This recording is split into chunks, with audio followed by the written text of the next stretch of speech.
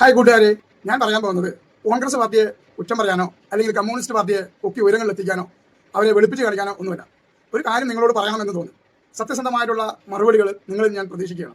കാരണം നിങ്ങൾ അടിമത്തം മാറ്റിവെച്ച് അല്ലെങ്കിൽ ഒരു പാർട്ടിയാണെന്നുള്ള ഒരു ചിന്ത മാറ്റിവെച്ച് സത്യസന്ധമായിട്ടുള്ള മറുപടിയാണ് കൂട്ടുകാരിൽ നിന്ന് ഞാൻ പ്രതീക്ഷിക്കുന്നത്. ഒരു പൗരനാണ് അല്ലെങ്കിൽ ഒരു സാധാരണക്കാരനാണ് എന്ന നിലയ്ക്കുള്ളൊരു മറുപടി. ഈ വീഡിയോ കണ്ടതിന് ശേഷം ഈ വീഡിയോയിൽ എന്താണോ പറഞ്ഞത് നല്ലവണ്ണം ഒന്നോ രണ്ടോ തവണ കേട്ട് മനസ്സിലാക്കിയതിന് ശേഷം നിങ്ങൾ എനിക്കൊരു മറുപടി തരണം. കാരണം നമ്മളൊക്കെ കൂട്ടുകാരാണ്, അഭിപ്രായ വ്യത്യാസങ്ങളുണ്ടാവും, പല പാർട്ടിയിൽ പ്രവർത്തിക്കുന്നവരാണ്. ഒരു സാധാരണ മനുഷ്യൻ എന്ന നിലയ്ക്കും ഒരു പൗരൻ എന്ന നിലയ്ക്കുള്ള മറുപടി ആണ് ഞാൻ പ്രതീക്ഷിക്കുന്നത്. ഞാൻ ഒരു കമ്മ്യൂണിസ്റ്റുകാരനായിട്ടല്ല ഇതിൽ വീഡിയോകൾ ചെയ്യാൻ ആഗ്രഹിക്കുന്നത്. സാധാരണ ഒരു പൗരന് വേണ്ട ആവശ്യങ്ങൾ എന്തൊക്കെയാണോ അതിനു വേണ്ടിയാണ്. അപ്പോൾ നിങ്ങൾ ഈ മറുപടിയാണ് ഞാൻ പ്രതീക്ഷിക്കുന്നത്. ഈ വീഡിയോ ഒന്ന് മുഴുവനായി കണ്ടു നോക്കും. നമ്മൾ വന്നു കഴിഞ്ഞാൽ സ്ത്രീകൾക്ക് KSRTC ബസ്സിൽ സൗജന്യ യാത്ര ഫ്രീ. എവിടെ വേണമെങ്കിലും പോവാം, എവിടെ വേണമെങ്കിലും ടൂർ പോവാം, തീർത്ഥാടനത്തിന് പോവാം, അമ്പലത്തിൽ പോവാം, എവിടെ വേണമെങ്കിലും പോവാം. ഈ വീഡിയോ കണ്ടപ്പോൾ നിങ്ങൾക്ക് എന്താണ് ഇതിൽ നിന്നും വ്യക്തമായി മനസ്സിലായത്?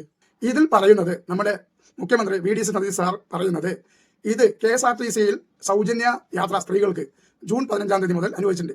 അതിൽ പറയുന്നത് അമ്പലത്തിൽ പോകാം, തീർത്ഥാടനത്തിന് പോകാം, കേരളത്തിൽ എവിടെ വേണമെങ്കിലും പോകാം, എല്ലാ KSRTCയിലും എവിടെ വേണമെങ്കിലും യാത്ര ഫ്രീ ആയിട്ട് സ്ത്രീകൾക്ക് ചെയ്യാം എന്നാണ്. അല്ലാതെ ഇതിൽ പിങ്ക് നിറത്തിൽ എന്ന ബസ്സോ ഓർഡിനറി ബസ്സോ എന്ന് പറഞ്ഞിട്ടേ ഇല്ല. അപ്പോൾ ഇലക്ഷന് മുമ്പ് ഈ വീഡിയോ ചെയ്തതാണ്. നിങ്ങൾക്ക് ഇഷ്ടമുള്ളവർക്ക് ടൂറ് പോകാമെന്നാണ്. കാസർഗോഡ് നിന്നും ഒരാൾ തിരുവനന്തപുരത്തേക്ക് പോകണമെങ്കിൽ ഈ പിങ്ക് ബസ് വരണ്ടേ? അല്ലെങ്കിൽ ഈ ഓർഡിനറി ബസ്സിൽ കാസർഗോഡ് നിന്ന് തിരുവനന്തപുരത്തേക്ക് പത്മനാഭ ക്ഷേത്രം കാണാൻ സാധിക്കുമോ? സ്ത്രീകൾക്ക് സൗജന്യമായിട്ടുള്ള യാത്ര നമ്മളും പ്രതീക്ഷിക്കുന്നു. തിരുവനന്തപുരത്തേക്ക് ഒരു യാത്ര, പത്മനാഭ ക്ഷേത്രത്തേക്ക് സൗജന്യ യാത്ര. ഞങ്ങൾ പുരുഷന്മാർക്ക് പൈസ കൊടുക്കണമെങ്കിലും നമ്മുടെ വീടുകളിലും സ്ത്രീകളുണ്ടാവും. അവർക്ക് തിരുവനന്തപുരം പത്മനാഭ ക്ഷേത്രം കാണാനൊന്ന് പോകാം എന്ന് വിചാരിച്ചത് ഇവിടെ നിന്ന് പത്മനാഭ ക്ഷേത്രത്തേക്ക് പോകാൻ നമുക്ക് ഈ ഓർഡിനറി ബസ്സിൽ സാധിക്കുമോ? ഇല്ല അല്ലേ?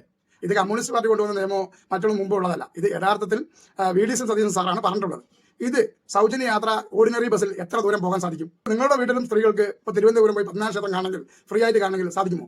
പിന്നെ മുമ്പ് ഒരു വാക്ക് വരണ്ട്, ഇപ്പോൾ അത് മാറ്റി പറയുമ്പോൾ അത് ശരിയായിട്ടുള്ള കാര്യമാണ്. എങ്കിലും ഇത്രയും പബ്ലിക്കായിട്ട് സോഷ്യൽ മീഡിയയിൽ ജനങ്ങളുടെ മുന്നിലാണ് ഇത് പറഞ്ഞിട്ടുള്ളത്.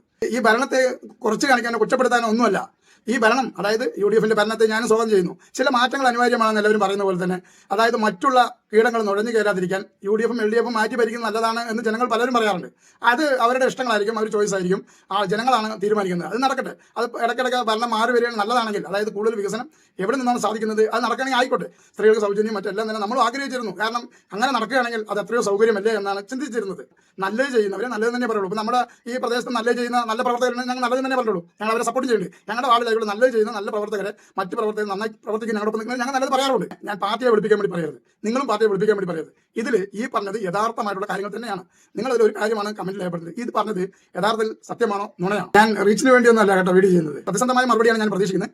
അപ്പം വീണ്ടും അടുത്ത വീഡിയോയിൽ തമ്മിത്തല്ലില്ലാതെ സാഹോദര്യത്തോടു കൂടി അടുത്ത വീഡിയോയിൽ കാണാം.